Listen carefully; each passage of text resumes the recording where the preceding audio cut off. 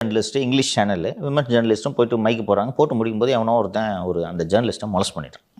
அந்த ஜேர்னலிஸ்ட்டு நில குலைஞ்சு போய் அவங்க கணவருக்கு ஃபோன் பண்ணி அழுது, அது ஜேர்னலிஸ்ட் சர்க்கிளில் மட்டும்தான் அது தெரியுது. புரியுதா? அவங்க போய் ஒரு அஃபிஷியலாக புகாராக அதை பதிவு செய்யவில்லை. எங்கேயுமே அது கம்ப்ளைண்ட்டாக ரெஜிஸ்டர் ஆகலை. ஜேர்னலிஸ்ட் சர்க்கிளில் மட்டும் அது பரவுது. அவங்க ஹஸ்பண்டுக்கு சொல்லி புகார் எழுப்புறாங்க, பரவுது. ஜெயலலிதாவுக்கு தெரிஞ்சது.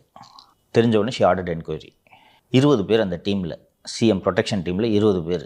யார் என்ன நடவடிக்கை எடுப்பேன்? எப்படி கண்டுபிடிக்க முடியும்? இருட்டு. 20 பேரையும் 20 திசைக்கு அனுப்பிச்சாங்க. மணிமுத்தாறு பட்டாலியன், பழனி, திருநெல்வேலி, தூத்துக்குடி, ஆவடி அனுப்பிச்சாங்க. அப்போ அந்த அறச்சீற்றம் தானே சார் அதுக்கு காரணம்? போவோம், எப்படா பண்ணீங்க? ஆனால் இவங்க ஊபிஐ போய் பார், மகாராஷ்டிராவை போய் பார், நார்த் இந்தியாவை போய் பார் அப்படின்றாங்க. 11 o'clock அந்த பொண்ணு ஏன் போச்சுன்றாங்க, புதருக்குள்ளே ஏன் போச்சுன்றாங்க, இருட்டுக்குள்ளே ஏன் போச்சுன்றாங்க. இதெல்லாம் என்ன வாதம்?